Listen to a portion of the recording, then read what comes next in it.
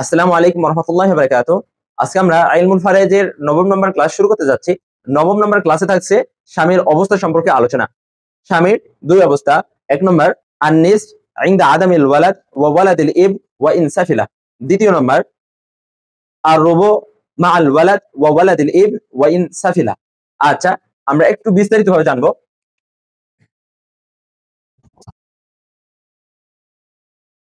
তো দেখেন, স্বামীর দুই অবস্থা।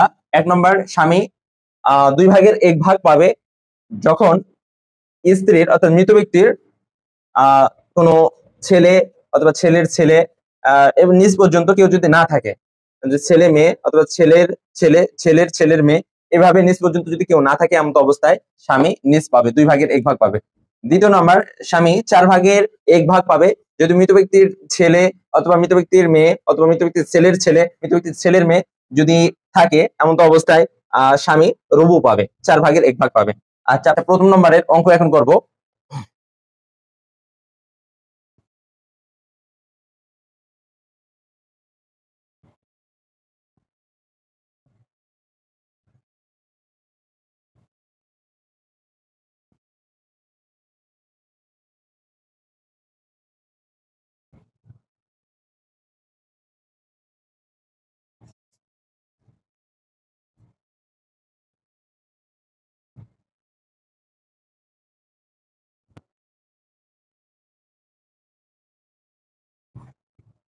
আচ্ছা, যদি মৃত ব্যক্তির অর্থাৎ রাশেদা মৃত ব্যক্তির কেউ যদি না থাকে, অর্থাৎ স্ত্রীর যদি কোনো সন্তান না থাকে, স্ত্রীর যদি কোনো সন্তান যদি না থাকে, এমন তো অবস্থায় স্বামী পাবে নিস।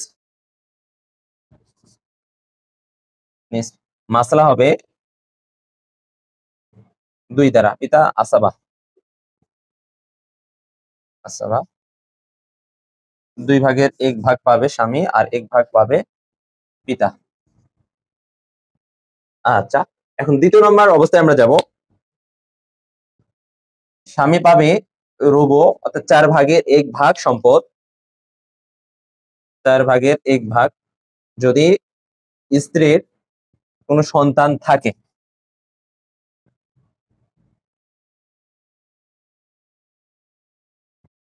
ছেলে আছে,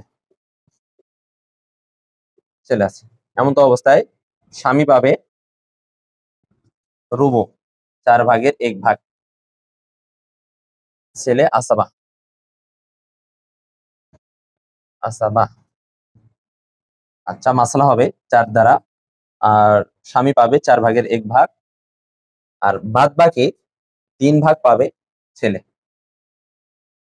বাস, ছেলের ছেলে যদি হয় একই একই অবস্থা হবে। হ্যাঁ, যদি মেয়ে যদি থাকে, মেয়ে যদি থাকে তখন মাসালা একটু ভিন্ন হবে।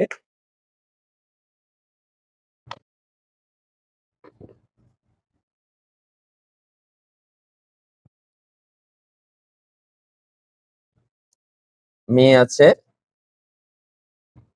এরপর হচ্ছে চাচা আছে, চাচা। মৃত ব্যক্তির স্বামী আছে, মেয়ে আছে, চাচা আছে। তো স্বামী যদি মৃত ব্যক্তির ছেলে বা মেয়ে থাকে, এমন তো অবস্থায় স্বামী পাবে রুবু চার ভাগের এক ভাগ। এরপরে মেয়ের অবস্থা আমরা পড়ে এসেছি, যদি মেয়ে একজন হয় তাহলে মেয়ে পাবে নিস দুই ভাগের এক ভাগ, আর চাচা আসাবা। আচ্ছা, আমরা মাসালা বের করার নিয়ম জেনেছিলাম।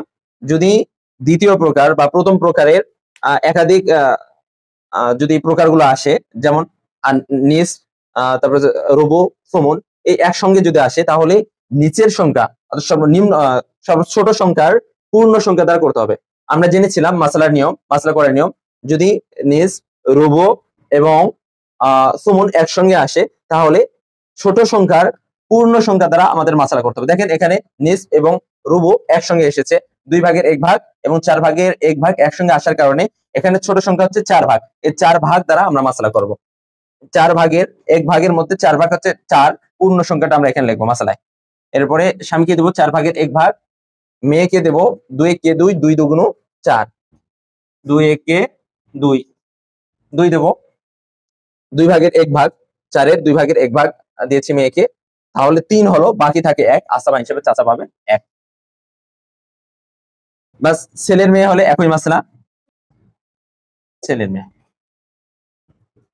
ইনশাআল্লাহ সামনের ক্লাসে আমরা স্ত্রীর অবস্থা সম্পর্কে আলোচনা করব।